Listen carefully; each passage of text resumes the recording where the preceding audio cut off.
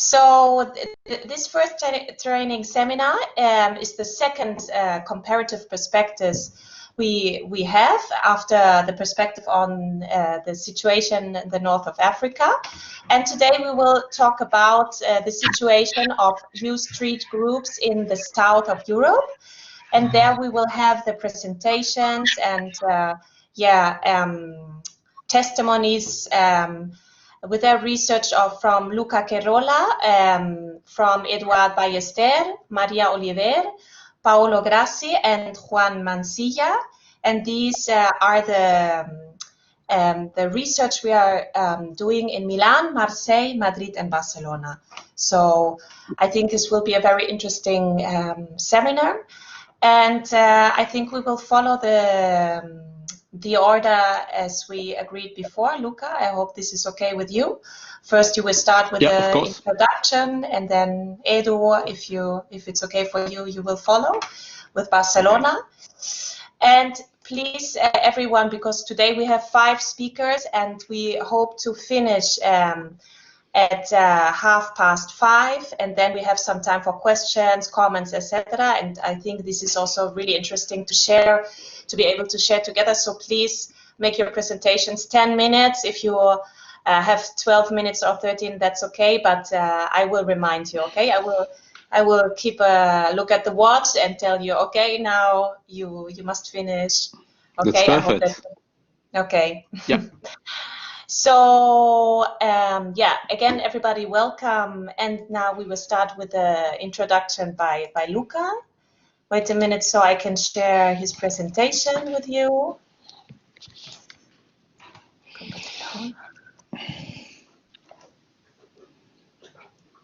And this is the first one. Yeah, you can say, you see it, Luca? Yeah, I can see, everybody can see? Yes. Yes. So I think we can see. Okay, so I think I can start. Thanks for the invitation to be here with you. It's really a pleasure to start to share the provisional findings of the research. And I would like to start from this wall. Maybe Maria remember this wall, but we were in a suburb, in a popular suburb of Madrid. And looking at this wall, it seems to me interesting, this idea that we can see, maybe not really see, but something like blurred, no? There's just layers of different graffiti and different story about youth culture in the city. So down there we can see ADR, that we know is something coming from the Latin King, but there's also other signs coming from other political history or music culture. And so this wall evoked to us the idea to stay like in a poetic register with our title, no? Persistences, resonances, and evanescence. Just to introduce what's going on in the different research sites across Europe, where the ERC project is in Marseille, in Milan, in Barcelona, and in Madrid. So the idea is to construct here together a space for a theoretical reflection based on the ethnographic research underway in the 4 cities, and the reports of a colleague will go into the detail with the provisional result of this research later on. So I think that what is important is that the research, the ongoing research, do not focus only on the present. And we know that to do a good research, the present is not enough. No, Max Weber taught us that there's no sociology without history, and there's no history without sociology. I think that we can say something similar about the relation with anthropology. So the idea of the way we address the different city is to take into account a longer period, no, in which the phenomenon of youth street group took shape in the different urban location. So one first element is that in all this city of the research, gang is like an empty and the same time pandemic and floating signifier. It means that through this term, gang is labeled a broad social field where migration, youth culture, public order, and social class overlap and are articulated between them. For example, this term, gang, is not applied to the rich, to the white, to the adults with high cultural capital. So it's a signifier that as a floating and a persisting and also a oscillating dimension. So if there is something structural in all this story, is that stigma is a recurring tropos, and gang members are subjects spoken by the official city. So what we would like to discuss here with you all together is that idea of persistencies, what remain, resonances, what circulate, and evanescences, what disappear from this different location of the city. So I will try to pass to the second image. This is an ancient image.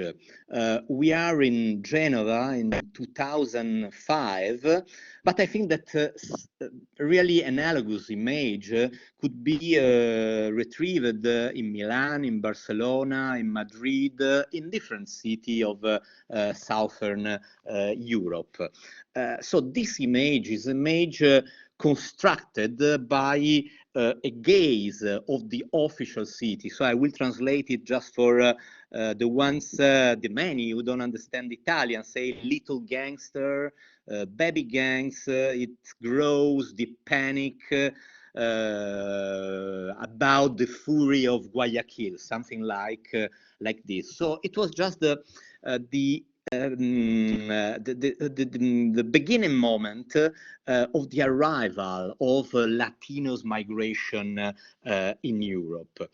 So what we are trying to shape is a way to address youth street groups through a different gaze. It means just not actors that are playing a character defined by others on the top, but like authors, people who make things, cause in our point of view, youth gangs produce continuously discourses and practices and are not just only objects and targets of intervention and discourses. So our idea is to start from the metaphor of Italo Calvino when he wrote The Invisible City. So we are really interested in reconstruct a gaze on gangs, starting from the possibility of a different gaze. So this different gaze is based in the idea to address in-between spaces and border zone in order to explore conflicts, friction, changes, accommodation, mediation, constraints, opportunity, expectation, and that just not relies only from the official city on the top. So, for example, when we address the field of mediation, we not have the idea to visualize only the vertical field between the invisible city and the official city, but also to focus on the horizontal link between different youth subjectivities and youth grouping. And in all the location of the research, this in-between space, this horizontal field is defined, is populated by youth culture. So like music, graffiti, sports, video activism, social network, and so on. So this is a crucial area to cope, to face this shift from actors that have to play some kind of characters. Here the characters just to play the role of little gangster, to authors of something, producer in the social field. I don't know how many minutes I have, but I would like to stay on this image for a little while. We are in the same neighborhood of the first image in Madrid, and this is a graffiti done by Latin Kings in a project linked to popular sport in the neighborhood. So we have a kind of strange feeling in writing the graffiti. So we need some time in order to visualize, to put the black letters with the yellow letters and to identify the words, to compose the term, to compose the words, and so on, so the concept. And I think that this is there is a kind of analogy with the idea of comparison that seems to us like something impossible. I mean, cities are not homogeneous unity to compare. We cannot imagine a way to address comparison in a mechanical way. Because I mean, it's like really trivial what I'm saying, but every city is embedded in a specific local history and is linked to a global history, to different national arrangement in terms of welfare state, labor market, and so on and so on. So our point is not to compare Madrid with Barcelona, with Marseille, with Milan. This is not the point. And I think that a useful suggestion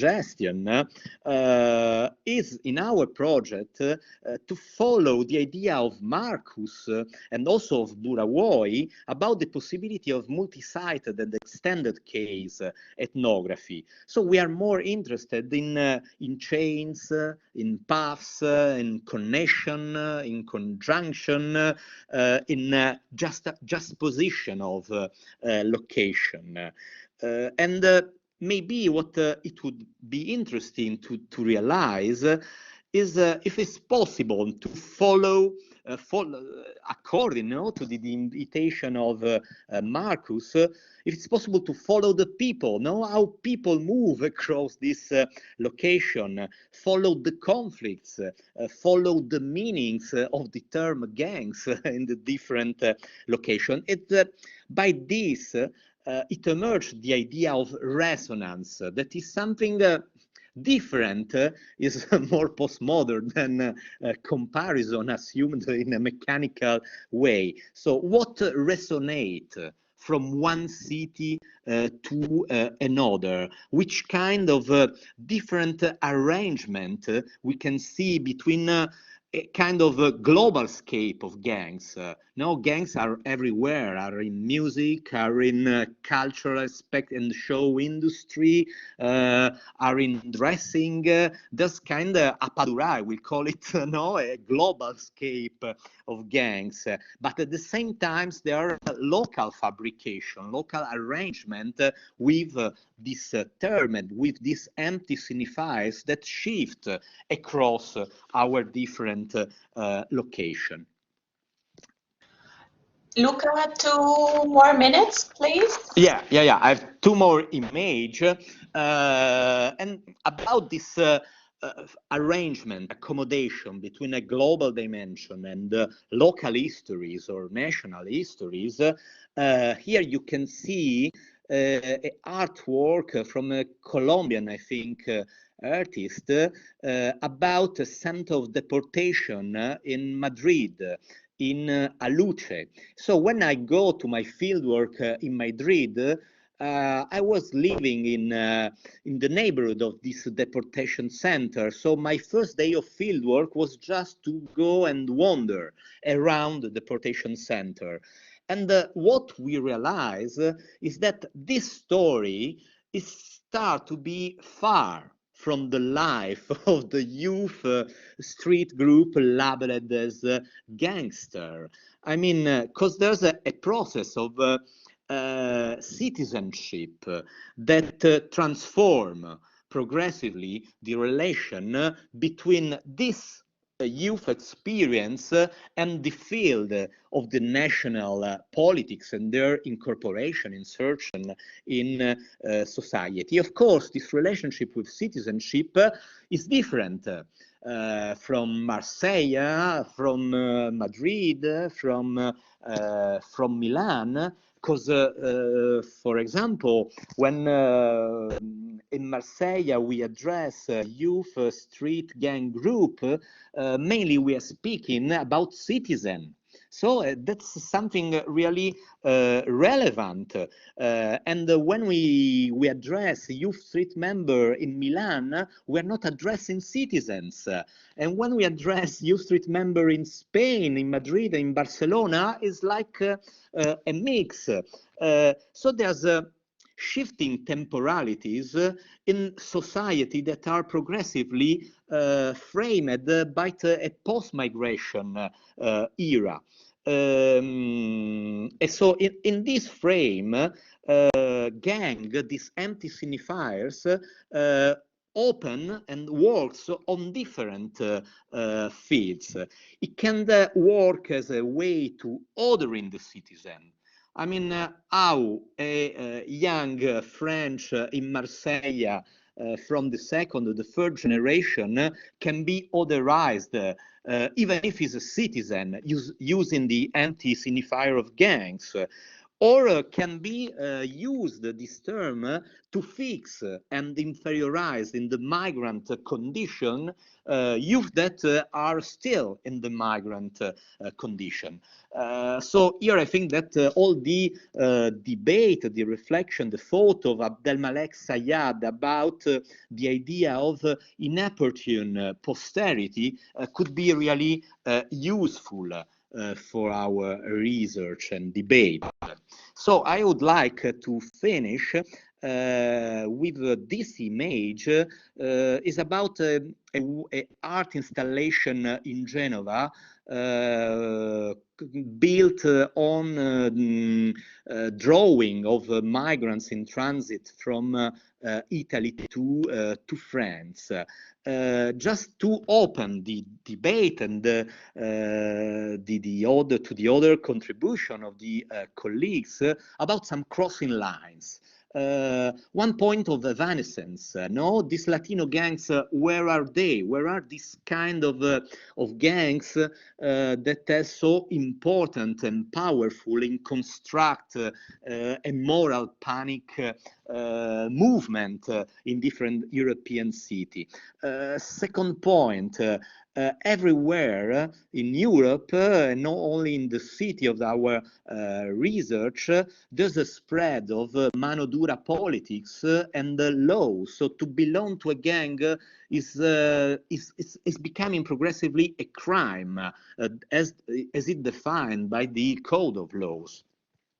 Third point, all the wave of recognition policies that has been opened by the city of Barcelona have been vanished in some way, and this is important point. Four elements is that as the Latino gangs are collapsing in terms of visibility, there's new scapegoat group emerging in all the locations. One is the minors or the unaccompanied minors, and we will see that inside this label there are a lot of different social groups, and the other is Muslims, no? So kind of definition of group linked to religious belonging. Fifth point, the cruciality of a soft mediation. It means not just looking at the vertical dimension between the policies and the scene, the arena of youth street gang, but look into this horizontal assemblage inside youth group or inside the social field of everyday life. And I think that I will stop here in order to have more time after to discuss, after having heard the fantastic contribution of our colleague of Milan, Marseille, Madrid, and Barcelona. Thanks. Thank you so much, Luca, for your presentation and your reflections. And now we will go on with the presentation of Eduard Ballesté. I will share with you the presentation. Okay.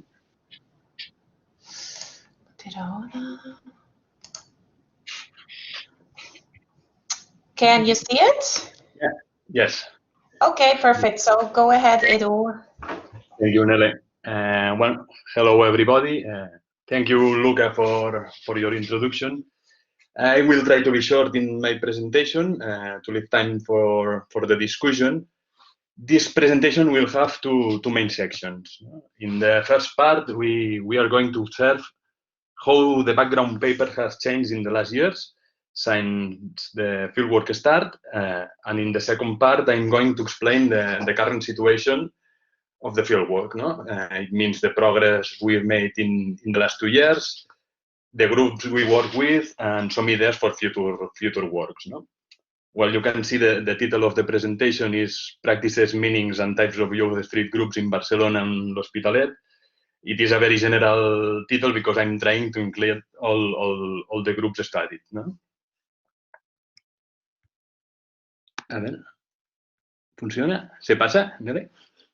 Sí, se ve bien. Okay. Well, the background paper presents a summary of the previous studies about Latino youth groups in Barcelona. No? And the first part of the text focuses on the idea of the evolution from the solid groups to other type of more informal groups.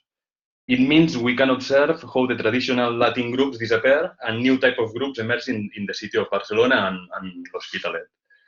In the second part of the background paper, we explore the process of constitutions of associations of the Latin groups and the effects those processes have. No? We cannot understand the current Latin group situation without exploring these moments, no? These important moments. And finally, in the last part of the background paper, we explore the idea of the spaces, no? In relation to youth street groups. We want to understand the social, political, and physical space that these youth groups occupy in the city. But maybe the most important or the most interesting questions that emerge from the combination of the background paper and the field work are the following questions. No? First, where are the Latin gangs? No? Have they disappeared, or are they just less visible? No? Second, what about young people from North Africa? No? It is also interesting to explore what is happening in the peripheries, in the suburbs, in the neighborhoods. No? How is the life of young people living there? And finally, I think it's also important to analyze who is interacting with these youth groups, no? Which institutions or organizations, and also who are the relations between them. Okay. Yes, let's start with the fieldwork in Barcelona. No? It takes place in the cities of Barcelona and L'Hospitalet del Llobregat. No? They are two different cities, but they are really close, really close. In fact, they are in the same urban continuum. You know? Barcelona is the center city, and and has important social class differences between neighborhoods. And L'Hospitalet is mostly a working class city, with now with a high unemployment rates. No? And specifically in Barcelona, I chose the Raval and Sant Pere neighborhoods because they are a working class neighborhoods. They have a high rate of migrant population. Both have suffered gentrification processes, and this has provoked conflict in public space between different groups. In L'Hospitalet, I choose the neighborhoods of La Torrassa and La Florida for similar reasons. No? They are neighborhoods with the highest population densities in Europe. They have a high migration rates. Also, they have a very high unemployment rates. And finally, both have a strong conflict in the public space. But also, we can see important differences between the two cities. No? In Barcelona, there is a stronger social system structure, and the institution is also present. For example, El Raval maybe is one of the neighborhoods with more associations in Barcelona. No? And in L'Hospitalet, we can see the opposite situation. No? La Florida and La Torrassa have a minor associative network. The institutions are less present, and for example, there are no street social workers. For these reasons, within the same urban space, no, Barcelona and L'Hospitalet, we can have an interesting comparison between these two cities. Now I will. Okay, I'm going to put a video clip if I can, because I think I can help us to understand the first study case. No? Un segundo. Second. Nere, si puedes avisarme si funciona. Sí, de momento solo se ha salido la presentación.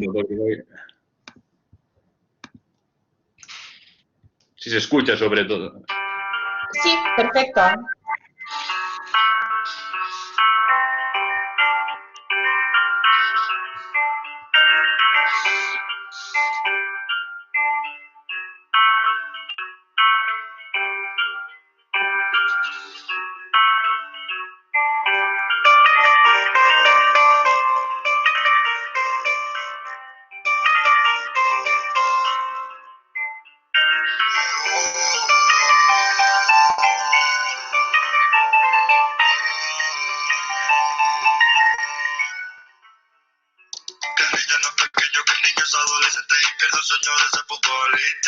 Pero a veces cuando le pasan el balón lo demuestra en la pista, que se junta con gente mixta, los problemas el dinero le despistan, pero quiere ser el primero en la visa.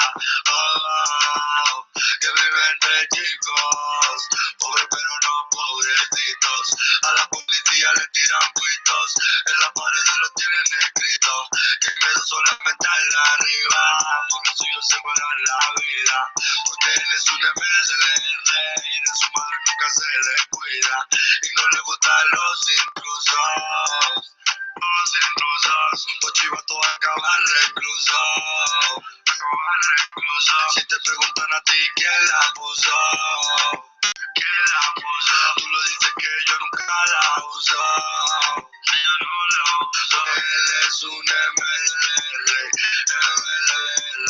porque él es un MLR, porque él es un MLR, porque él es un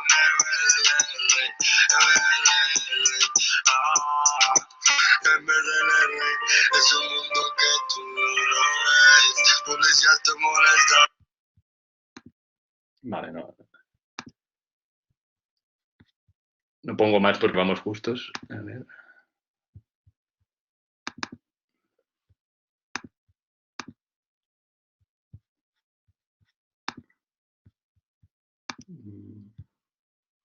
Perdón, ¿eh? Okay. Well, this song currently has more than 17 million views on YouTube, no? And the singer is from La Florida, this neighborhood of L'Hospitalet, no? And the neighborhood that is also represented in all his video clips, as you can see in this example. Maybe the most important part of his song is the explanation about how a young man has to act in the neighborhood. No? He represents the codes, the loyalty between equals, the attitude towards the police, the marginalized situations, among others. No? It is important in our project in two ways, I think. On the one hand, because he represents a group of young people with different origins that live together in the same place. No? In this case, in Los Bloques, with people from Spanish origins, Dominican, Moroccan, etc. No? And they act as a special of informal street group, I think. In this sense, a social educator explained to us that in Los Bloques, in this neighborhood of L'Hospitalet, no? We can find a unique and specific microclimate. He says, what you see in Los Bloques is not seen in the rest of the city. For example, I have seen Dominicans doing the Ramadan. Okay. On the other hand, with Moral music, we can also reflect about the concept of MDLR, the title of the song. No? It means the mec de la rue, boy of the street, or chicos de la calle. No? It has been expanded to everywhere. MDLR is used by young people from different places, and it can become a kind of label. I see MDLRs in Barcelona, in Lleida, as you've seen before, and in other cities. This label is usually accompanied by a set of attitudes and ways of understanding life, no? But also on an aesthetic level, I think. Okay, another interesting case study of Barcelona is the ex-MENAs group. No? MENA is the acronym of Young Minor who migrate alone to Spain. This label was created by the Spanish institutions, but this was later adopted by the media and by the right-wing political group. No? And now we could say that is a stigmatized label, I think. Bueno, we have here. Oh, se ha movido la. Sorry. Ex-MENAs is a group of young migrant people who organize themselves in an informal way to help other young people who came along to Barcelona. No? Most of the young people from ex-MENAs group have lived their adolescence in juvenile centers or in juvenile prisons. No? Juvenile centers, I think, is the word. The group was created 3 years ago, and they have been doing different activities, as for example, giving support to young people living on the streets or mediating in neighborhood conflicts.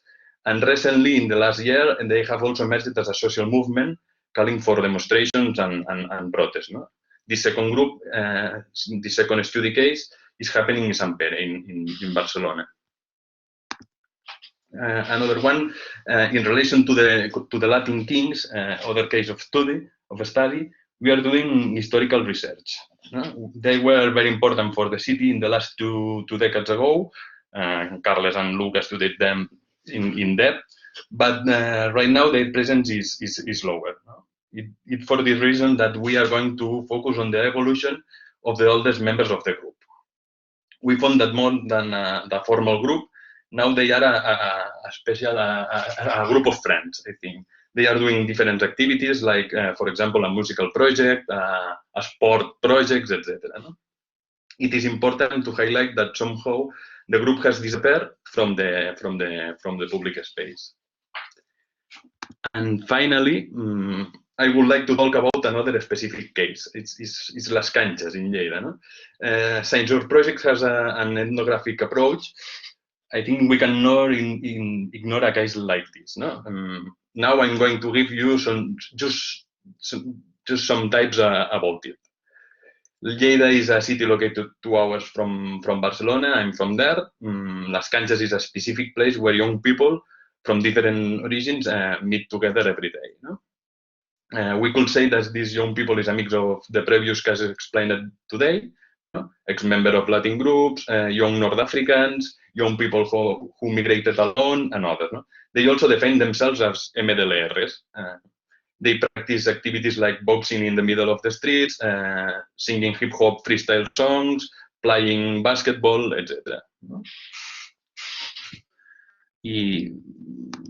Finally, we have observed some dynamics that I think could serve to open the debate of this session. No? You can see them in the slide. No? First of all, hip-hop and rap as a common point of all the groups. A second one, from conflict between groups to conflict with others, no? The role of the police. And third, the persistence of structural violence. I think it's the most important thing. social class inequalities, citizenship rights, marginality and poverty, and social and political repression. Maybe we can discuss it later. Okay. Thank you, Nele.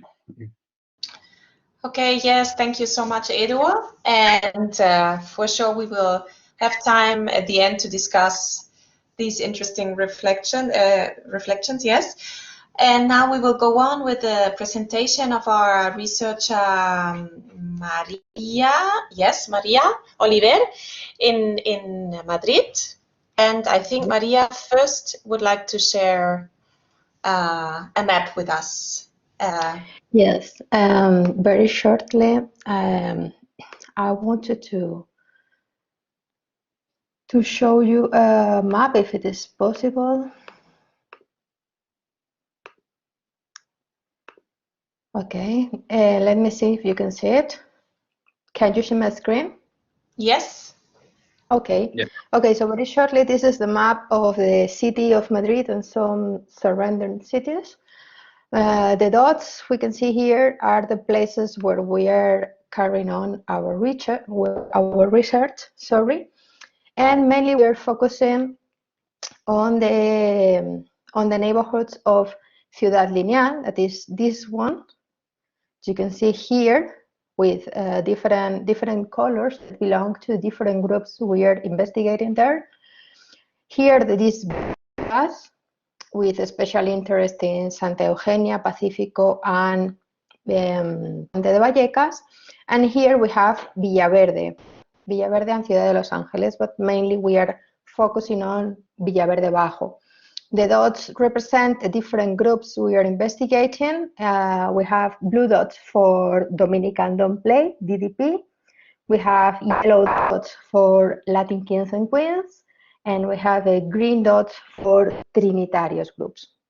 These are the groups we are working with and which we have find participants that want to collaborate in the research.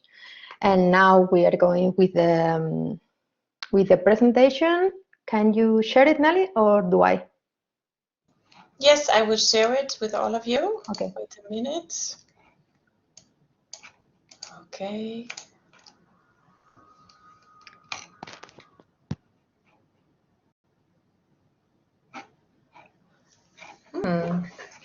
I cannot see it. No, it's like in progress, but this is... Wait a minute, I will try again. Okay, I am opening it anyway, just in case. I'm open mine. Oh, this is really strange. Okay, would you like to try to share your screen? If not, I will upload it again. Yeah, don't you worry. Let me try 1 second. Yeah.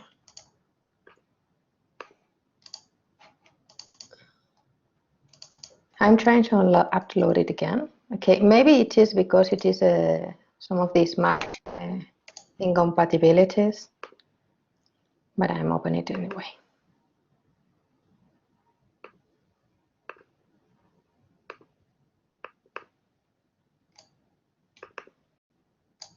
Now I think it's possible. Well, let me see. Yeah. I think it is working now. Okay. Okay, perfect. Here we go. Thank you. Well, as I told you, we are working with the groups of Latin Kings, DDPs, and in a more residual way with the group called Trinitarios. We are working with these groups because they were the groups we have more access to and who have shown disposition to collaborate with the project, and also because we had already established previous ties with these groups, because, well, Carles Feixa, the IP of the project, has been working, for example, with Latin Kings group for about 20 years. So we don't pretend to make a comparative, as my mate said before, about how gangs are different in different places, or how gangs have made a complete evolution since the time they arrived to Spain and to Europe. But I will like to make an overview of what these groups were when they arrived in Spain in the year 2000, at the beginning of the 21st century, and what the groups are now, how we found the groups when we have gone back to the field. So in the year 2000, we have newly arrived groups with imported rules and behavior. This means that they carry with them the group and the group rules that in most of the cases were rules adapted already to the context of Latin America from the US, where they were originally born.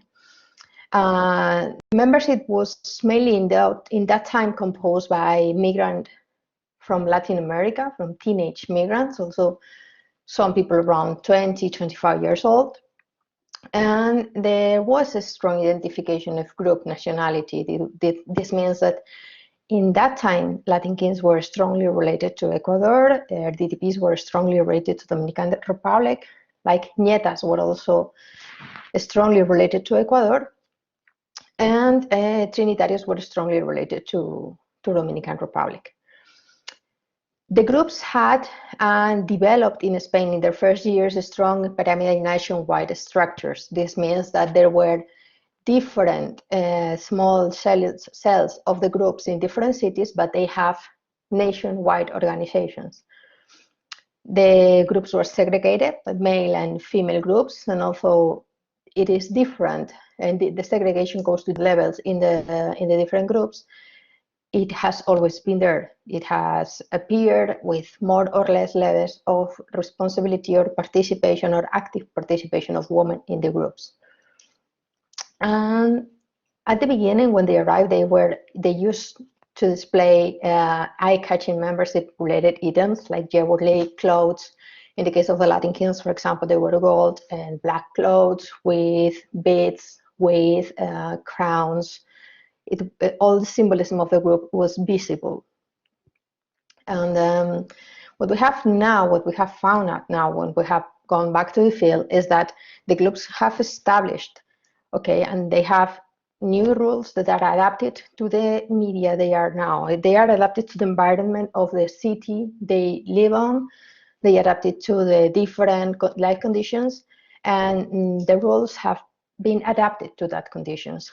The membership is much more heterogeneous now. We have native people from Spain that has been born in Spain from Spanish families. We have migrant teenagers from Latin America, but also from the south and the east of Europe, and also from Africa.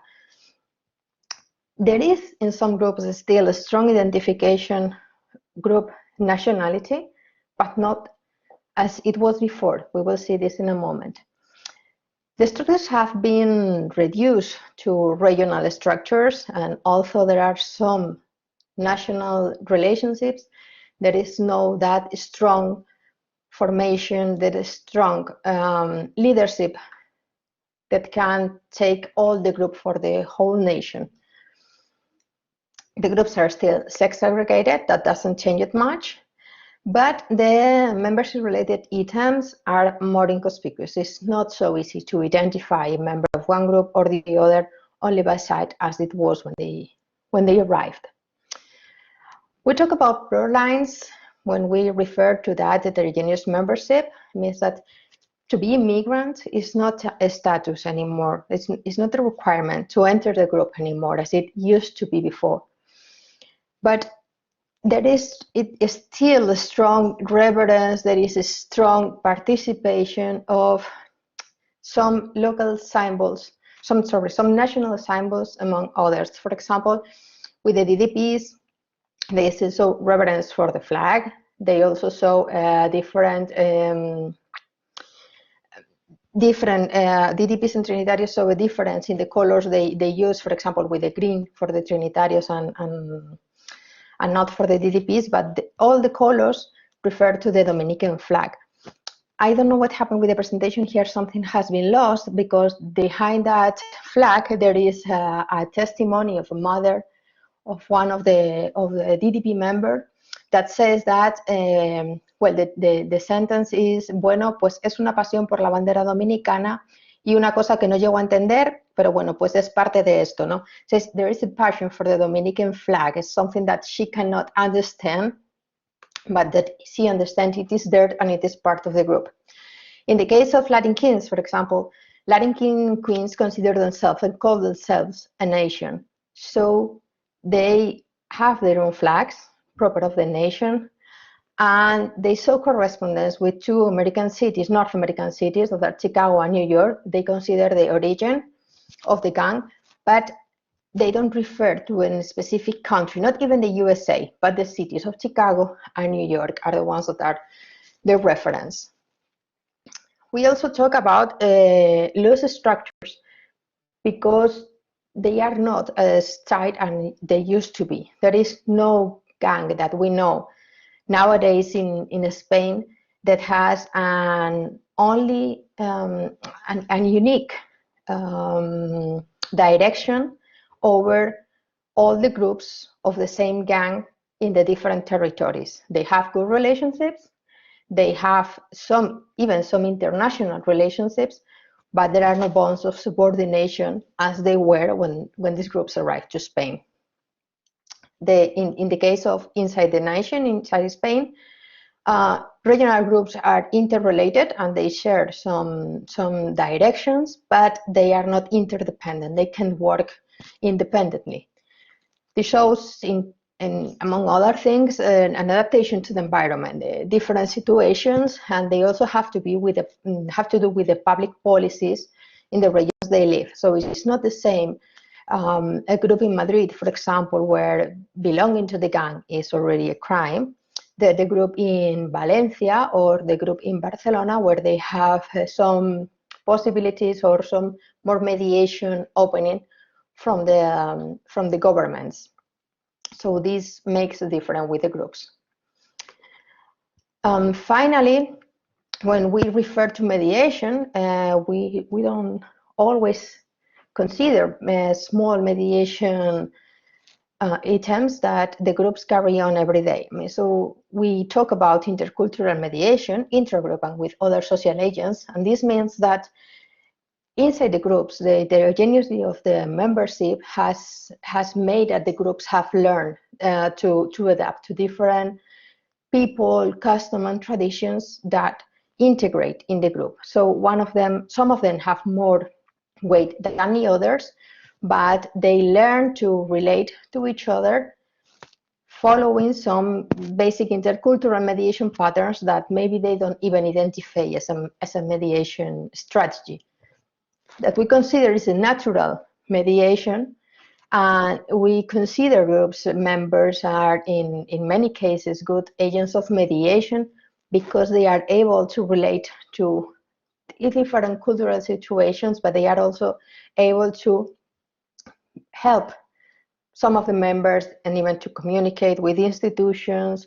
They are able to make some deals between groups and other stakeholders, and so as to make their living easier. Okay. We also find that in many cases conflictivity or hostility or tolerance among groups depend on leaders' natural mediation abilities. And so this happens with, for example, one of the neighborhoods we study, that is Villaverde, and one of the members of the DDP group explains in an interview that there was they call them older, they have like the old persons, los mayores in the groups, and the younger persons. So los mayores are the authorities, and he says that there was one of these mayores, one of these old leaders, that was calm, that was relaxed, and that he was in good terms with all leaders of the DDPs, and they respect each other. They say that they were all from the neighborhood, that they all lived in the neighborhood, and they have to respect the neighborhood and all of that. So there was no conflict in the neighborhood among DDPs and Trinitarios because they respect each other in base of the mediation abilities of both leaders. But that leader left, and when the other one came, he was less calm, he had less mediation ability, so he felt less impelled to mediate and to work with other groups, and so the conflictivity arised again in the neighborhood. So we consider it's a good example of how can groups mediate inside groups, among groups, and even with other associations or with other stakeholders. And here we have a photo of one of the activities we have carried on with a group of Latin kids in Madrid. That is a mediation seminar that we carried on with the Autonomous University of Madrid and Association Rumiñahui, that is an association in Madrid in the neighborhood of Ciudad Lineal that work with these young people. So this is the point where we are now, and I am leaving it here so we have time for a dialogue at the end of the session. Thank you very much. Thank you very much, Maria. And now we have the pleasure to share the research from Paolo in Milan. So now I will share with you his presentation. 1 minute, please.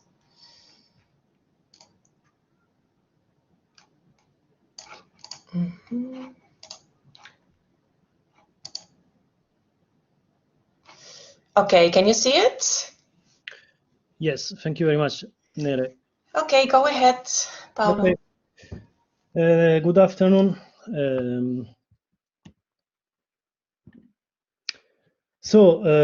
Gangs of Milan, where are you?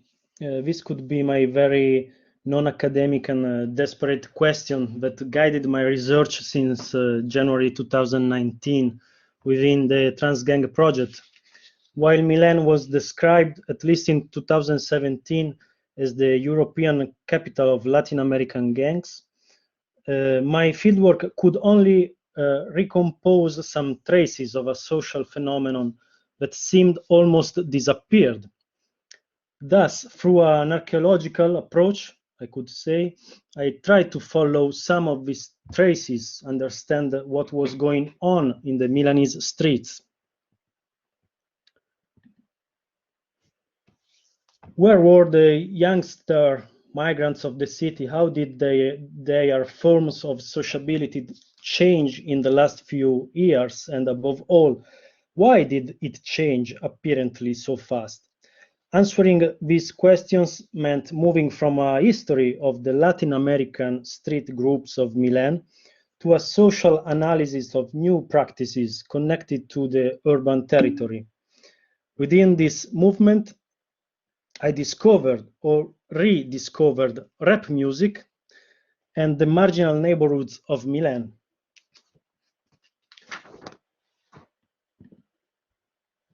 Referring to Milanese Latin American gangs, it is quite easy to find a starting point. In fact, at the beginning of 2000, a new social phenomenon appeared in some Italian cities. Firstly, in Genova and Milan, small groups of young Latin Americans started to meet on street corners, in public parks, and at some discotheques. A new moral panic developed. Also in Italy, street gangs have appeared. These new Italian street groups had some peculiarities. They were a contemporary phenomenon, the result of recent migration dynamics connected to transnational practices and globalized imaginaries. In Milan, a group of researchers started working on this issue using a participatory perspective. The group was related to an independent research agency called Codici. They started to work in the streets of Milan, trying to develop a mediation process between those groups and the Milanese institutions. The street groups of Milan negotiated through their practices a new provisory identity in search of freedom and social emancipation. That identity was constructed in contraposition to other groups at a symbolical level and also through violent conflicts. Latin American Milan was inscribed in the urban space through specific practices and imaginaries. After that, gangs in Milan seemed to disappear from the Italian academy. The first police operations in Milan dated back to 2005, but repression grew more intense between 2012 and 2015, when 4 police operations followed one after the other. Latin American gangs of Milan experienced an escalation of violence. Other new groups added to the old ones, Latin Kings, Comando Añetas, and the Central American Mara Salvatrucha and Barrio 18 also appeared. After spending months trying to get some contacts with ex-gang members of those years, I got the telephone number of K, a former leader of the Milanese clique of Mara Salvatrucha. I met him in the last year, in 2019.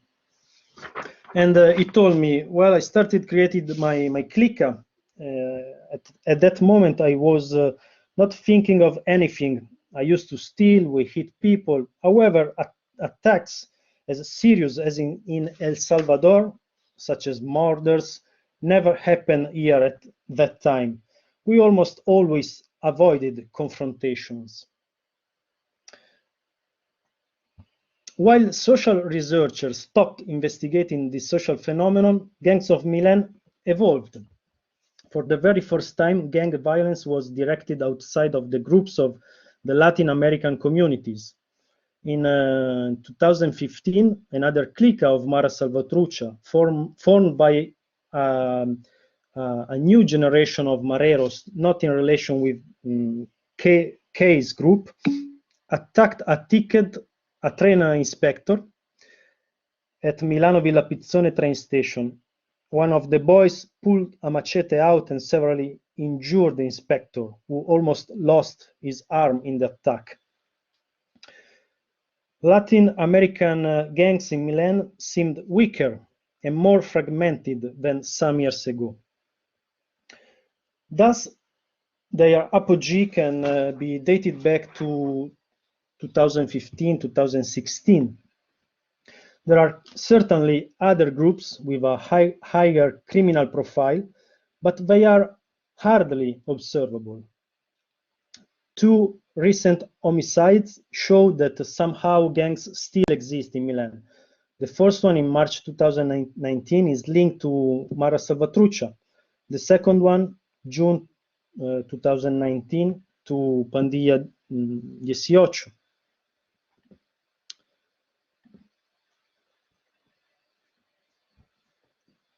So, some of my interlocutors argued that my difficulty in finding street groups in Milan was also linked to change in the way youngsters socialized. For example, a manager of a social cooperative that has implemented several street education projects over the last 15 years, during an interview, explained to me that the public space of the city does not provide stable meeting points for groups of adolescents. And young boys and girls nowadays, they use WhatsApp. They don't hang out around, she stated, maybe too peremptorily. In parallel, public space of Milan was targeted by specific policies aimed to regulate it in a repressive way. However, I was surprised to read some newspaper articles that used the term gang to refer to a new phenomenon concerning the city of Milan. In some marginal neighborhoods, groups of youngsters, children of Italian and foreign citizens, began to come together to make rap music. Some of their members were linked to deviant acts like robberies, drug dealing, fights. Some were arrested too. For these reasons, they attracted the attention of the local media. Actually, they also named themselves as gangs. I was even more surprised when I discovered that one of these groups was located within San Siro, the social housing neighborhood where I have been working since 2017, collaborative with an action research group of the Polytechnic of Milan, that there opened an office in 2014. Neima, Saki, Valle Pain, Rondò da Sosa, Keta, these are some of the names of these young rappers.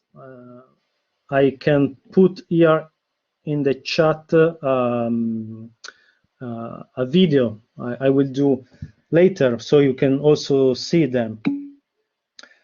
Italian and second generation kids whose parents came from Egypt, Morocco, but also from Peru and other Latin American countries, who made rap their main expressive language. Singles on Spotify, videos on YouTube, often set in the neighborhood, one after the other, month after month. Their lyrics are similar. They speak about suburbs, drugs, money, prison, the repertoire of the transnational imaginary of the gangster rapper. All of them express also a deep bond with their neighborhood and with their area, Zone 7, using the name of the district where San Siro is located. Through rap, on the one hand, the stigma that marks that portion of urban territory is turned over into an emblem. On the other, the neighborhood and the city are redefined and re-signified. Here you can find also an example of these lyrics. I put a translation. In order to interpret this phenomenon, I am combining a literature linked to the concept of territoriality with the field of subcultural and post-subcultural studies, trying to understand how music and certain transnational imaginaries gave those guys hope and the possibility of thinking about themselves elsewhere, even starting from an extreme attachment to their own neighborhood, to their zone. So, to conclude, this second phase of my work was profoundly limited by the current epidemic. My contacts with the rappers of San Siro were sporadic, this is the truth. However, I could follow them on their social networks, Instagram and Facebook, for example, establish a relation with a couple of them, even if they were not core members, interview some stakeholders, observing their meeting points. I discovered that the San Siro's rappers, as well as the old Latin American street groups of Milan, mix local and global dimensions. However, while Latin American street groups were ethnically homogeneous, the San Siro rappers show more hybridity. These rappers have a nomadic identity, yet still rooted in a specific portion of urban territory that Zone 7 idealized in their lyrics.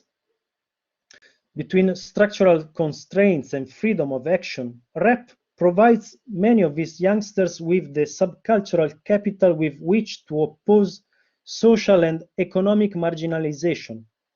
Within this capital, the fascination with crime and gangs plays a particular role, which only in some extreme cases turns into actual deviant practices. Rather, rap helps those guys to establish a symbolic order, overturning the dominant one. Rap plays a fundamental role in the process of re-territorialization of the city, in which those youngsters find themselves living, just as the street groups at the beginning of 2000, at the same time in a similar and different way. Thank you. Thank you so much, Paolo, for your presentation. And now we will go on with our last presentation by our researcher in Marseille, Juan Mansilla. Ahora os comparto. I want to speak before and after we can share the content, okay? Okay, yes. Okay, can you see me now? Yes, we see you.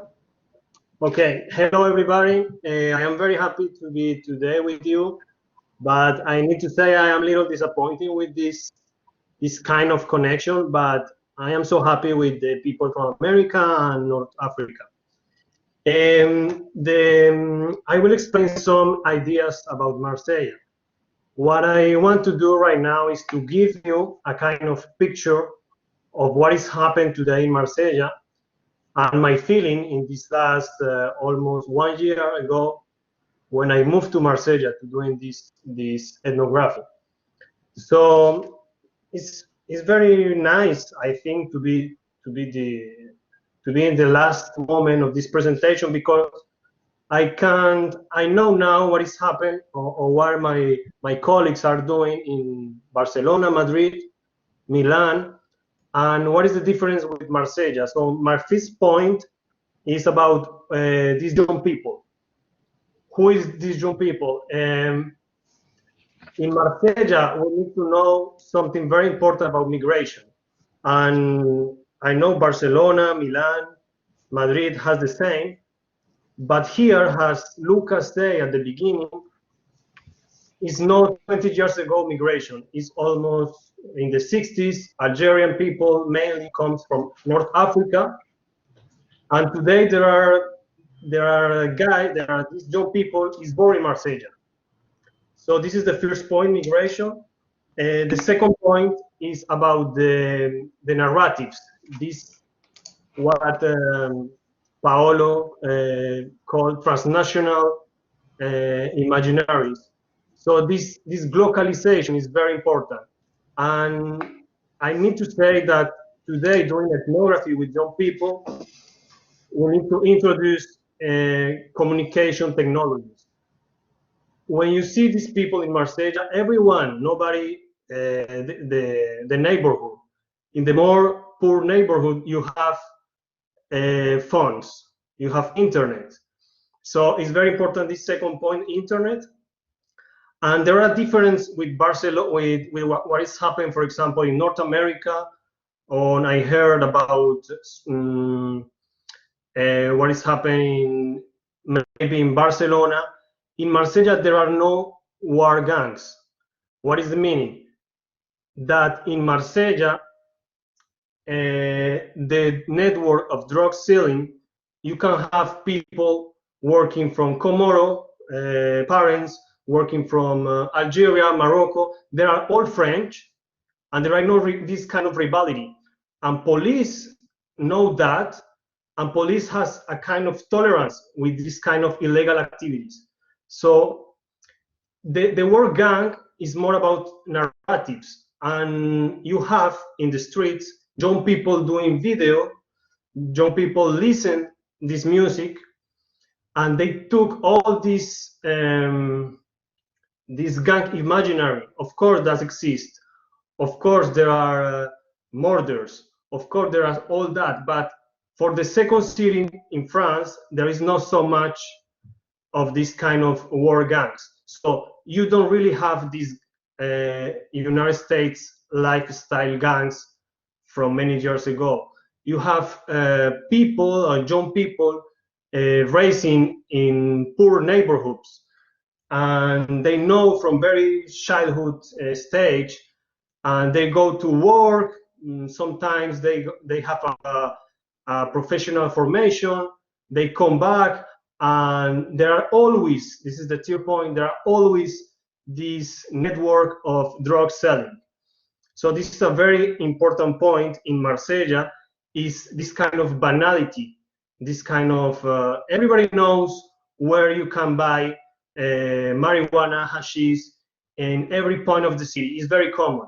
When you speak with people that has more years doing ethnography in Marseille, for example, this morning I meet Philippe Pujol. Philippe Pujol is the David Simon, the French David Simon. So he told me that in Marseille, hashish and marijuana is legal. What does it mean? That police know what is happening in the networks, but they don't want a frontal conflict.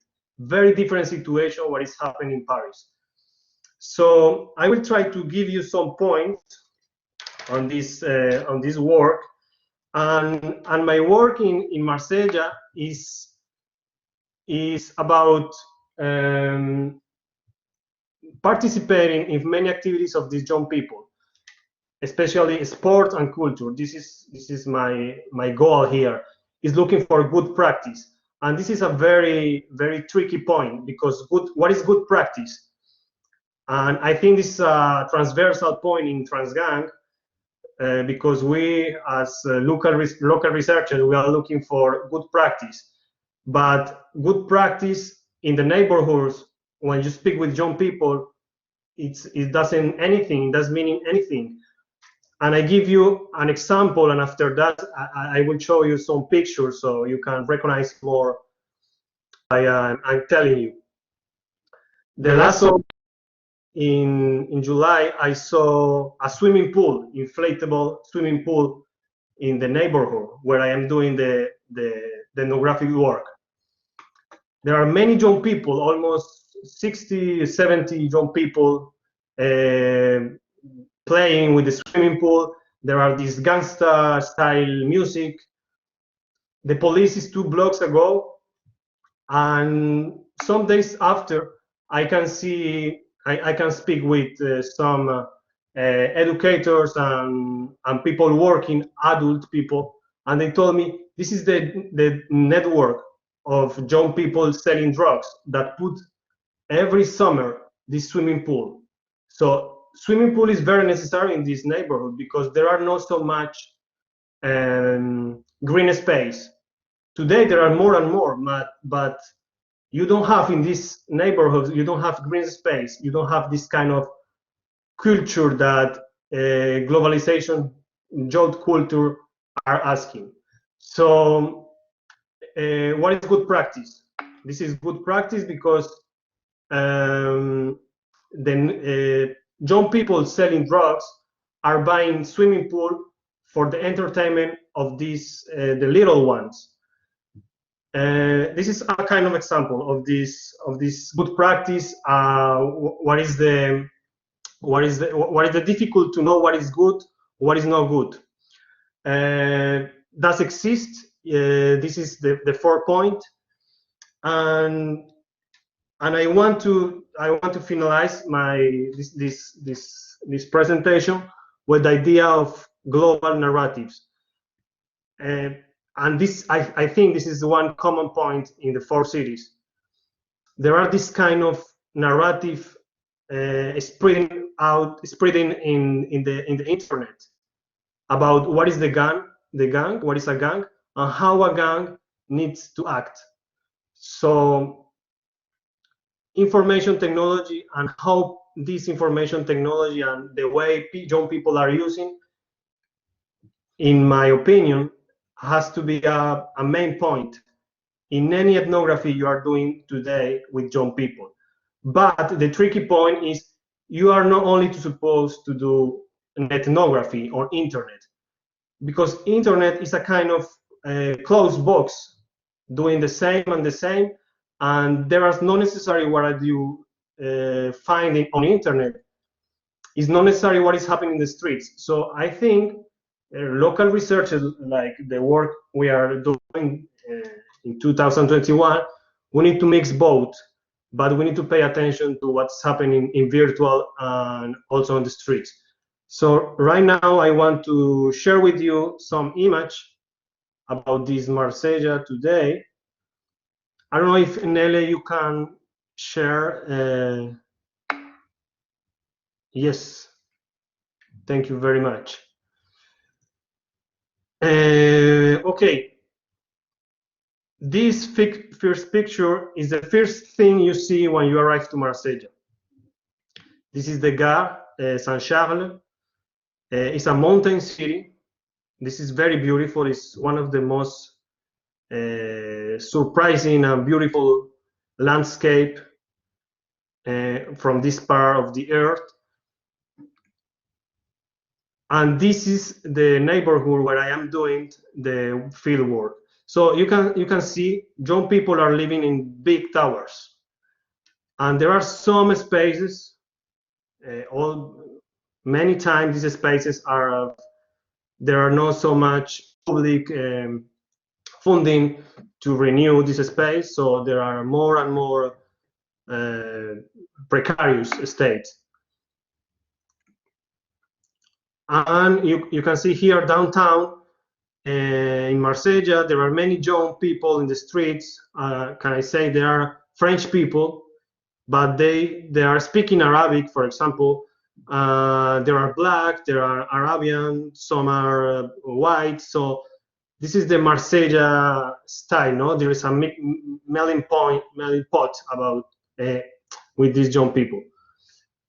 This is internet. This is very common to see today in Marseille, young people doing video clips, young people doing graffitis on the street to promote, to make publicity about their YouTube channel. And everybody has an Instagram, everybody has a Snapchat. They're looking more, the information comes to young people's minds by Instagram, by Snapchat. So we need to know what is happening with these channels of information. What is the role of these channels? And migrant, this is another point. I am very concerned, not only because I am very close. I am living very close, where the city where there are migrants comes from sub-Saharan countries, and you know Marseille is a big port like Italia, receiving many people, and Marseille is in the road from another countries.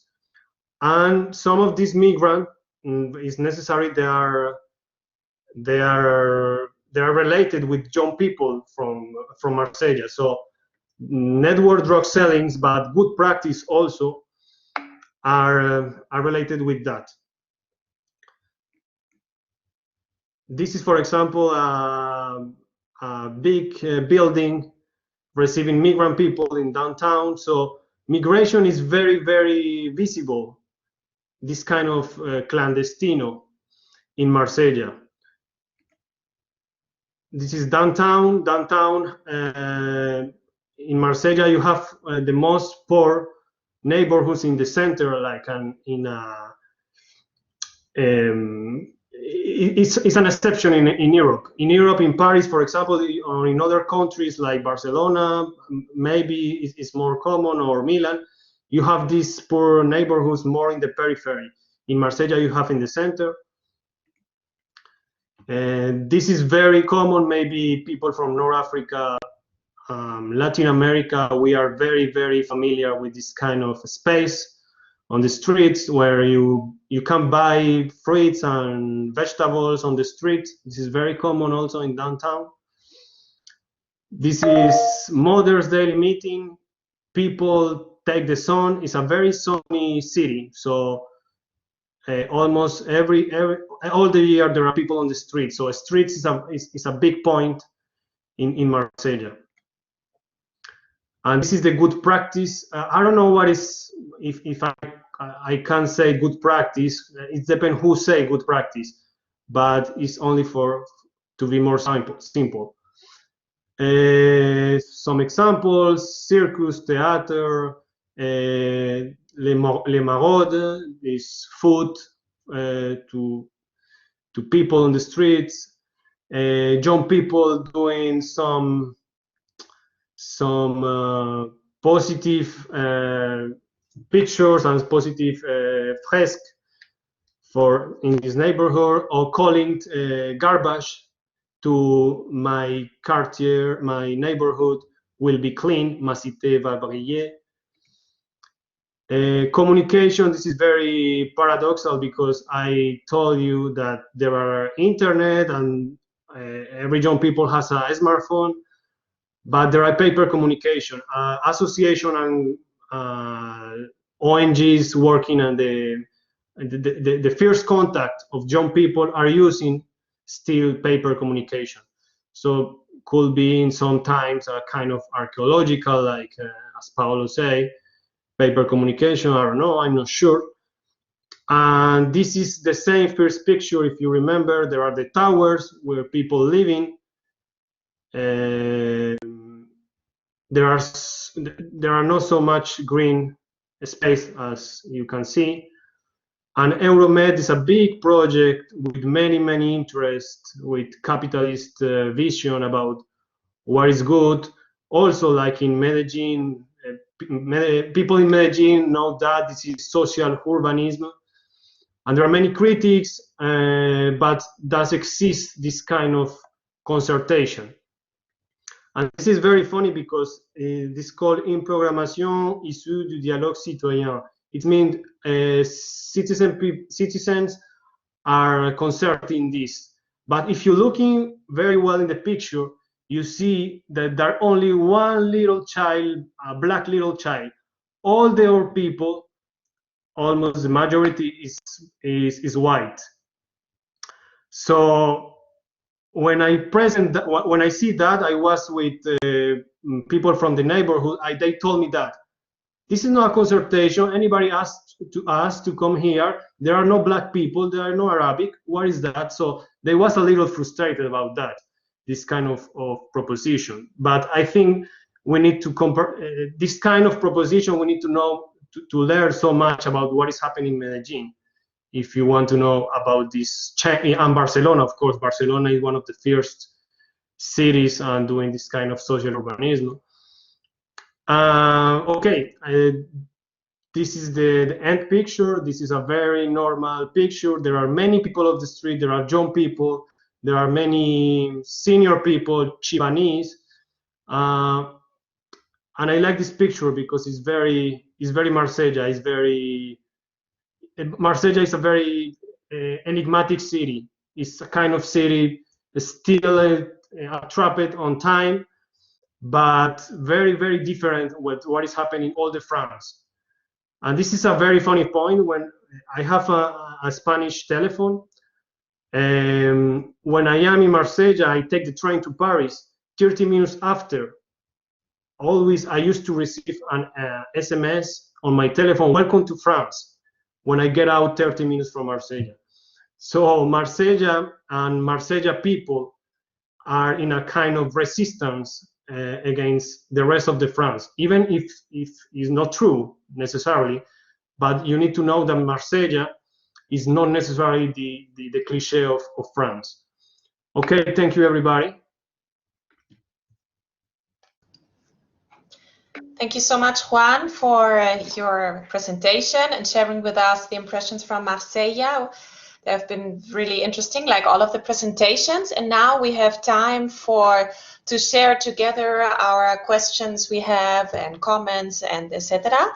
And you can do this via the chat. So if you want to ask something or make a comment, you can do this via the chat, or you can raise your hand like Carlos did right now, and I will give him the possibility to speak now. So just to let you know, and I think also we have a question by Katya. I don't know, Katya, if after Carlos you would like to ask this to Juan by yourself, or I can read your question. Okay, Carlos, go ahead. Thank you very much for all your presentation. It has been a very rich session, with a lot of data, a lot of reflections, and also implicitly a lot of comparative findings. I have two reflections. First reflection, in fact, the main question: did gangs still exist, or they disappear? Because those two last decades seems that in Milano, in Marseille, in Barcelona, in Madrid, gangs are not the same, are invisible, are not existing in the classical way we understood gangs. Must we change the label, or what, or is just a metamorphosis, a transformation of what we understand by gangs? Second question is the concept by Luca Queirolo of soft mediation. In fact, in the 4 presentations, there is a lot of information about the role of music, of social workers, of positive gangs, etc. But it means that there is a hard mediation, an institutional mediation that still doesn't exist. And on the other side, there is many small, more micro experience of natural or cultural mediation. And the third question is the emergence of so-called hybrid street groups in which Latino and Arab youngsters meet. Not only the video of the interesting video in Barcelona, that it's reggaeton, but the song is by seems to be a Moroccan boy, the singer, but also in the other place there are many experience of in Milano, not just in Marseille maybe, but in Milano, in Madrid, in Barcelona, there are many experience of hybrid group. And finally, I invite Carmen Lecardi, who is a member of our advisory board and also advising in Milano team. Though if she can participate, I invite her to participate. Thank you very much. Thank you, Carlos. I'm just thinking about maybe we can maybe someone of you of the local researchers would like to answer the reflections and the questions from Carlos before we go on with the next, with Katja and with her question. What do you think? Somebody would like to comment on that, or maybe we wait until the end and then maybe we collect first the questions and then we answer the questions. Okay. Paolo. Yeah. Well, thank you, Carlos, for your reflections, and just two things. The first one, yes, there are gangs in Milan, probably with a higher criminal profile. So there are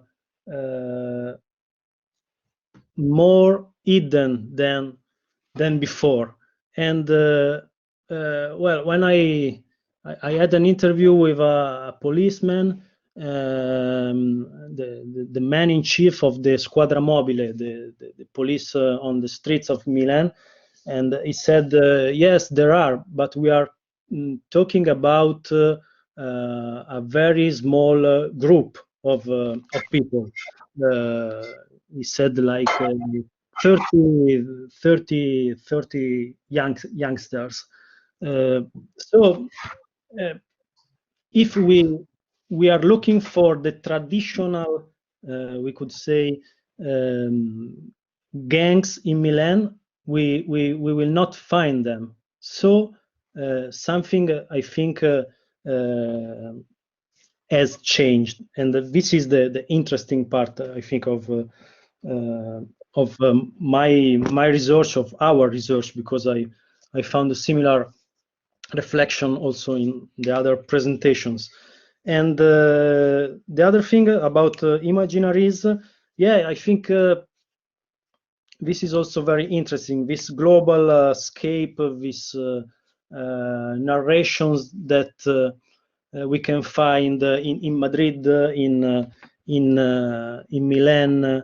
I mean, the video that Eduard showed is very similar to the Milanese video clips that you can find on YouTube. And yes, we have certainly focused our attention on the virtual and the reality, as Juan said before. Probably, I think in a circular way. I think that virtual affects reality and reality affects virtual, and these two poles are very, very connected. Thank you. Thank you, Paolo. Yes, Juan? Just about the question about hard mediation, Carlos is asking. For example, for Marsella, I think is what I know today is not like in Barcelona experience, like Cesar with Latin Kings and Carles know very well. It is very different. Here is very structural. What is government and public policies are doing with young people on the streets. So it's many years ago, government understand that local association, and this is also to answer the Katia question, is people living in the neighborhood that take the control of this local association, and they are demanding fundings for this local association. But they don't. What is happening with Latin Kings? There are a special program with a special researcher, with a funding, with a vision about what we need to do because we think there are a security problem. Here it's more. It could be very funny, but it's like in films. Police go directly to speak, and this is Philippe Pujol that told me today. They go directly to speak with the leaders of these drug selling networks and say, we have a problem, stop to doing that. But tolerance continue. And after that, how government goes supporting to culture, to sports, is passing through this local association that are leading from young people around 40 years old. So it's the same people that in the 20s was maybe working in these drawing networks. After they have maybe a family, they move to another neighborhood, or they still in the neighborhood and take the control from this local association. So this is why the French model doing this kind of mediation, always passing through this local association. And this is a kind of problematic because, for example, in Medellin, I can see more ground, more bottom activity. People don't wait what is government doing by that. But here in Marseille, if we want to do something legal, we wait for what is government proposed. If we want to do something that is not legal, it's different. But both legal and illegal, there are always the government eyes.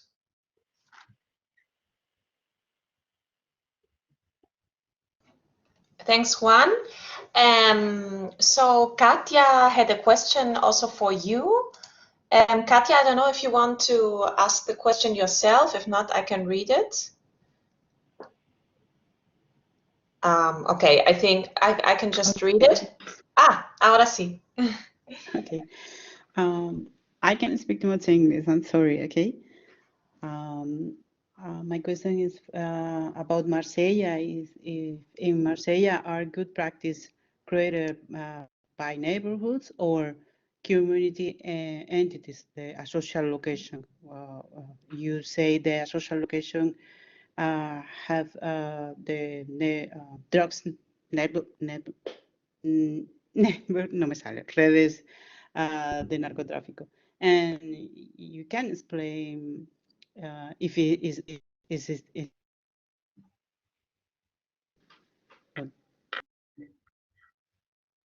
Okay. I think I listen. It's okay, Katia? Yeah. Okay. You don't listen. I can give you an example with soccer. There are a new very beautiful soccer field in the neighborhood where I am doing field work. Young people that are in the drug and selling, but not only drug and selling. What you need to understand is that young people are moving in different spheres, not only drugs, not only work, not only studies, or maybe they call the ni in Spain, but doing nothing. They are moving every time, moving around that. But the people are in the network of drugs comes directly to this local association and say, we want to make a soccer team. We have the right. We live here. Nobody, if we are in the bad way, we want to play soccer. So this good practice sometimes comes from this base, like in other countries. But most of the time, all these good practices are focalized by ONGs, like I explained before. that are led by people living in the neighborhoods, or from young people that are looking for different ways. Okay, thank you. Okay, Adam, you also had a question. Go ahead. Hi. Oh, sorry, one sec. I can't share the bit. Can you see me? Yeah, now I think no. Yes, now. Can you hear me? You can hear me, right? Yes, we hear you. So the question's really for Maria, but I think it applies to all of the speakers as well a bit, and it's the question of mediation.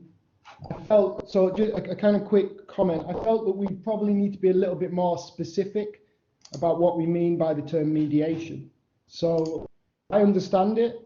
The logic implies a relationship between two individuals, two organizations, or whatever. And then a third party intervenes in that relationship. That's what mediation is. So you can have a man and a wife, and they're in dispute, and a lawyer intervenes, for example. Or you can have two gangs, they're in dispute, and a third gang or a third entity intervenes. But then some of the examples of mediation seem to just be a kind of willingness to cooperate with another gang. That's not a mediation, is it? That's just a kind of a willingness to cooperate. I think that it's important to distinguish between these concepts, because I think mediation has a quite specific meaning. And so that's just general comment, but a more specific comment is coming from what Maria discussed, was this idea that of the natural mediator. And I think I use that term as well in what I wrote about mediation. But then I also think, to a certain extent, how often do I, oh, sorry, that's my dog. How often do I actually mediate in a relationship, right? So I can imagine, let's say my friend falls out with his girlfriend. Imagine I go and mediate in that relationship. That's actually quite a dangerous thing to do, right? Socially problematic thing to do. How often do we really mediate in each other's relationships, in each other's disputes? So there is a kind of tendency in the mediation literature to say, oh, mediation happens all the time, and sometimes it's informal and sometimes it's not. But actually it's quite a specific thing, right? But at the same time, what Maria kind of nicely showed was that the Latin gangs in Madrid actually use this logic of mediation. And I kind of wondered, to what extent is that a product of the kind of discourse on gang mediation? Because I think the discourse on gang mediation is one of the places where we most often find the concept of mediation culturally. You can find it in legal disputes, in commercial disputes, but socially we don't often come across this concept mediation. But we do often come across it in the discourse on gangs. Sorry. I wondered, to what extent and this is a question for Maria, are the gangs kind of internalizing this logic of mediation within their day-to-day relationships? Are they kind of, because of this emphasis on gang mediation, because of their exposure to formal mediation practices perhaps, is there a certain extent to which they're internalizing this logic of mediation as a kind of ethical good, as a way to comport themselves, generally in their relationships? Is that something that data is showing?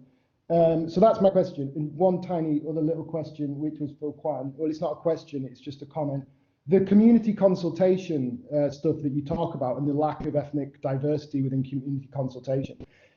There's quite a lot written about this in the Anthropology of International Development, about the practice of community consultation in international development.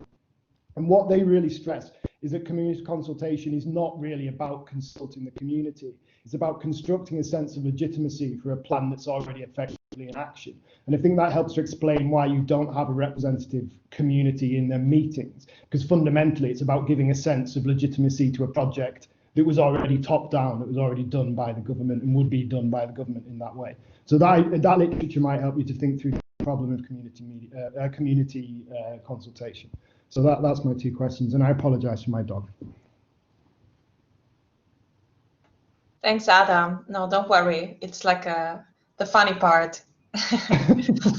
So I don't know if Maria or someone else wants to comment on the remarks from Adam. Maybe it's better now. Yes, I can. Well, so thank you, Adam, a lot for your comments. First thing, well, I understand not everything is mediation. Sometimes it is collaboration, but some point in the middle that it's quite had some of the features of mediation. For example, with the example I was giving you with the DDPs and Trinitarios at my explanation, is that the persons who are doing this this mediation, they're finding an agreement. It's like people who's not active in the group anymore, or not fully inside the group, but someone who still has the respect or has a status in the group, but is not an active member of the group. And so he is able to talk to both parts and reach an agreement and reach some kind of compromise that is good for the groups. But I understand it's not exactly a mediation. When we refer to natural mediation or to kind of practices we talk about, as we consider that gang leaders are an example of how good practices can work if we can help leaders to help the group turn in a different way. And this is something Trusser talk about. We have it in the gang that Carles mentioned it before. For example, I can give you an example of one gang member that is not active in the gang, but makes the mediator role between an association and one gang member who is in prison and who needs a job. And the association is collaborating with this gang, but the association leader is angry with the gang because the gang is not answering properly. And so he doesn't want to work with them anymore. Then this ex-gang member or gang member is the one who's mediating between the association and the group with the final objective of continue working together, and also so they can help, for example, the person who's in prison to get a job in the association. And that person is making that mediator role.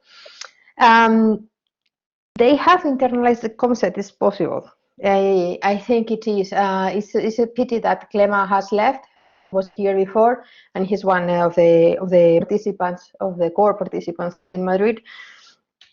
And they have the example of two associations in Madrid, three associations in Madrid who, which have gang members as what they call trabajadores de calle, street workers that don't act like gang members inside the institution, but mediate between the gang and the association so that they can work together.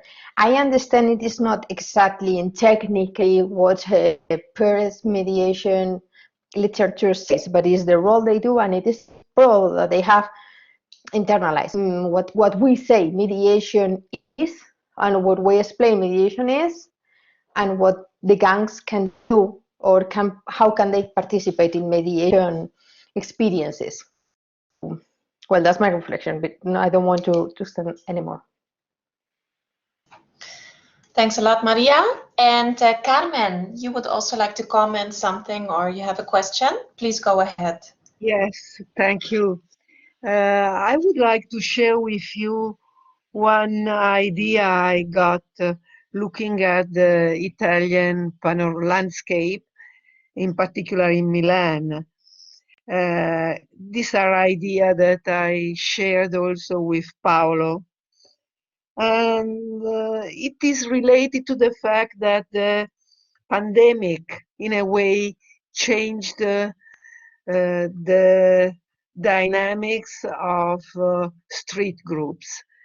And it happened in the last few months, I would say 3-4 months, that in different places in Italy, in Rome, in nearby Milan, and in Veneto, in the eastern region of Italy, there have been the so-called fast fights.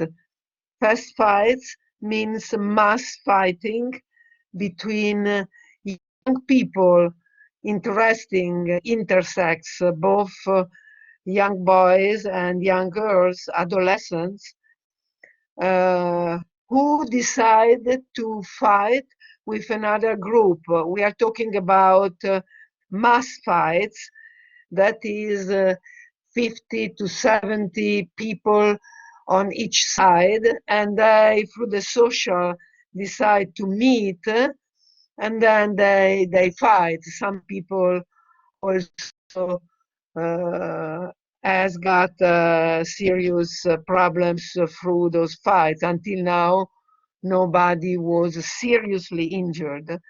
But anyway, all the media talk about these new situations in the streets.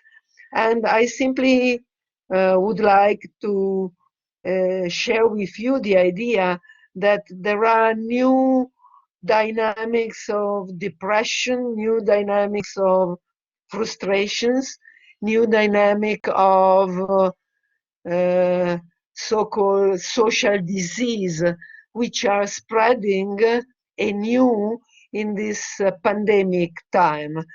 And so, as I believe that we can see things if we look at them, if we focus on them. So my wish as regards our research is to look at these new dynamics and see how they go on all over our research places. My video stopped alone. Okay, did you hear me? Yes, Carmen, we did hear you fine. We just didn't hear you, but we did hear you fine. Thank you a lot for your reflections. And I don't know if someone else wants to comment on these reflections or on something else. Yes. Yes, Juan? Go ahead. Yes, I want just to share with you some challenge about this work. And I think Adam said the first challenge is the term social mediation. But at the same time, I think this is a good opportunity. So I don't think the exercise is only to fit what is social mediation in another disciplines or before TRANSGANG, but how local field could modify this meaning of social mediation. But it's very difficult. This is a big challenge for the project, I think. And the second challenge is who are doing the field work. And I think it's something is missing. Maybe there are not the time, but I think in a moment we need to know who are these local researchers, which is their backgrounds. The local researcher was living before start this work. The local researcher speak the language. The local researchers comes from doing the work. What is the background? This is very important, I think, because ethnography is a kind of like Carles do it in his in this autobiography work with Cesar. I think this is a kind of I don't know how to say artistic. I mean, it's not objective. There are human beings talking about human beings. So if we forget this kind of there are both two parts. So we are only talking about the second part. It's very important to talk about the local researcher in another moment. This is only this. Thank you. Thank you, Juan. Carlos, please go ahead. What Carmen explained about mass fighting is also a phenomenon that in Madrid and Barcelona happened. Maria and Eduard can explain about it. And in my opinion, it reflects this evolution in the last 20 years from the phase of gangs as ghosts, like that Luca explained us, the first step. The second step was the visibility and the extra visibility of gangs through the two phases: gangs, criminal gangs on one side, and citizen gangs becoming association on the other hand. And the third phase, the third step, the present or the last 10 years, is a new phase of invisibilization, but that the pandemic was the end because they disappear on the streets. But on the other side, they use a new kind of subjective visibility in YouTube and in social networks. And I think this is one interesting question to be investigated. How this evolution of visibility and invisibility is today the combination of today visibility and invisibility, and also these mass fightings that are not of between two gangs, as the classical fight between West Side Story or between Latin Kings against Nietas, but is a more massive, is a spectacle, is a kind of a spectacular urban conflict. That's all. Hola, Nele, ¿puedo hablar? Sí, Eduard. Lo siento, voy a hablar en español porque si no, no me saldrá lo que quiero decir ahora. Disculpadme, y quien no lo entienda, si alguien puede ponerlo rápidamente. Solo para entrar en el debate de la mediación un momento, ¿no? Me parece que tenemos en mente la mediación entre bandas o entre grupos, ¿no? Y respondiendo un poco también a tu pregunta, Carles, ¿no? De qué pasa con las bandas y cómo las entendemos hoy. Yo, por lo menos en Barcelona, en gran medida han desaparecido o han cambiado a otra cosa, ¿no? Entonces, esta mediación entre grupos pierde sentido frente a un nuevo tipo de mediación que debe ser entre los grupos de jóvenes y con quién sufren esta violencia. Entonces, yo por eso ponía el tema de la violencia estructural, porque al final, al menos los jóvenes que yo he estudiado por aquí, por ejemplo, estos chicos que ponía del Hospitalet de los bloques, no tienen un problema con otro grupo de jóvenes, tienen un problema con la policía, tienen un problema con no encontrar trabajo, tienen un problema con temas de drogas. Entonces, ¿qué mediación hay aquí, no? Y entonces ya casi se pasa de la mediación a un trabajo de servicios sociales, de alguna forma, porque, claro, ningún gobierno ataca la violencia estructural ni cambia las dinámicas que existen en estos barrios, ¿no? Por eso yo ponía esta idea de mediación, que yo entiendo que en Transgang la recibimos de forma amplia, como cómo median frente a sus problemas en el día a día o en la vida, ¿no? Tiene que tener en cuenta esta visión estructural, ¿no? Porque su problema principal yo creo que es esto. En muchos casos el problema principal de los grupos que estudiamos son poder tener papeles de ciudadanía. Y esto es una mediación con el Estado, ¿no? Casi bueno, solo quería hacer este pequeño apunte. Y lo siento por el español. Thanks a lot, Eduard. And Maria is doing a great job. She translated it in the chat. So thanks for your reflection. And Adam, I think it would be a good idea for your final comment or question. Go ahead. Sure. Yeah, just to come back on the point on mediation then. I'm not suggesting that we begin with a concept of social mediation and try to work out whether what happens in the field looks like that concept. There are lots of different concepts of mediation, but what you can't get away from is that if it's a mediation, it mediates between two or more relations. So those relations can go between the police and the gang, or one gang and another gang and the police, or so on and so on and so on. But the mediation, the concept itself, implies a third party entering a set of predefined relationships, mediating into it. So I'm not saying, and I think that there are other ways that the gangs are resolving problems that aren't necessarily requiring a mediator. You know, let's say I fall out with someone, I might resolve that myself with that person because I have a, you know, I don't know, I have a charitable disposition or whatever, but that's not mediation. So I think that it would do us a kind of conceptual service. It would do us good to really think about what is and what isn't mediation.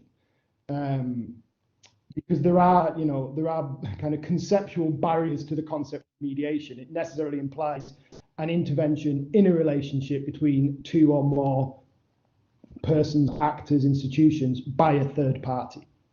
That's the concept in its kind of core way it's organized. So I just wanted to clear that point up. It's not really about, you know, ethnographic concepts of mediation versus theoretical concepts. It's about the kind of core technology of that concept. Thanks a lot, Adam. Yeah, I think this. Luca, you want to have the final remark? Go ahead. No, I have no final remark. I don't know if okay, we are closing. Yes. We are just okay. So yes, that would be perfect. So if you would like to close. No, it's not the final remark. It's just to follow on the discussion with 2 points.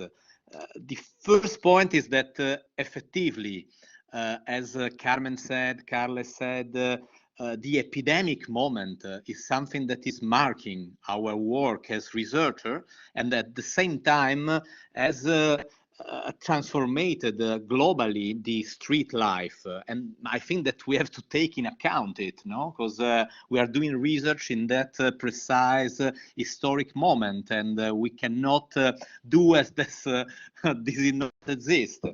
And the second point is about what was saying Eduard and Adam before. So I remember when in 2010 we were doing mediation with gangs. It means there was a kind of policies in Genoa from the local authorities, and gangs were occupying squat and other kind of buildings.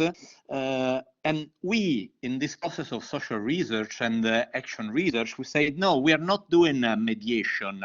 We just want to reroute the conflict. It means the violence that the gang was protagonizing was an internal violence, gangs against gang. Our idea was to reroute these claims to other subjects, to other actors in terms of citizenship. So the idea is that maybe something that go in that direction we can see now. I just think about Black Lives Matter. I don't know what happens with Black Lives Matter in Spain, in France, but in Italy was a transformation in a hybrid style of some kind of youth street grouping with migrant origin. And it was a moment that politicized this kind of claim and this kind of violence between a group. So I think that maybe we can try to address this kaleidoscopic field of youth street gang, rethinking the idea of mediation and looking to embryonal form of politicization of claims. So this was just Thank you so much, Luca. And I think now it's like 6:05. I think it's a good time to close this seminar and our reflections. So thanks all of you. I will share my video if it's possible. So thanks all of you for your presentations and for participating here in the seminar. And we are happy to see you again in the mid of February. And we will let you know via email and social media, etc. So we're happy to share the next seminar again with you. And yeah, I think that's it. I don't know if Carlos, if you want to say something else.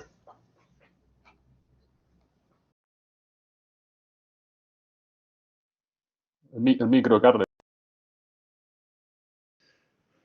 I invite you to take on the video and make a photograph. Take a photograph for remembering this moment, and also thank all the participants from the not only the 4 European countries, but from Morocco, Algeria, Colombia, and El Salvador. And I think we are advancing in our project. A pesar de pandemics. So take on the photo, and if it's possible to share. Oh, it's not possible because Carles, no se puede ver la pantalla completa. Okay. No I was cabemos. thinking about Zoom. In Zoom is Sí. possible, in Collaborate is not possible. So sorry, my. Thank you, Luca, Carmen, Eduard, and Maria, and Nele, of course, and Juan. And the next meeting will be on about Latin America. I think it's in March, isn't it? In March. Nele? Yes, and the next one, in theory, is with Margot on audiovisual anthropology and all the documentary TRANSGANG project. So, but we will let you know the exact details. So thanks a lot to all of you. Have a good afternoon. Have a nice weekend.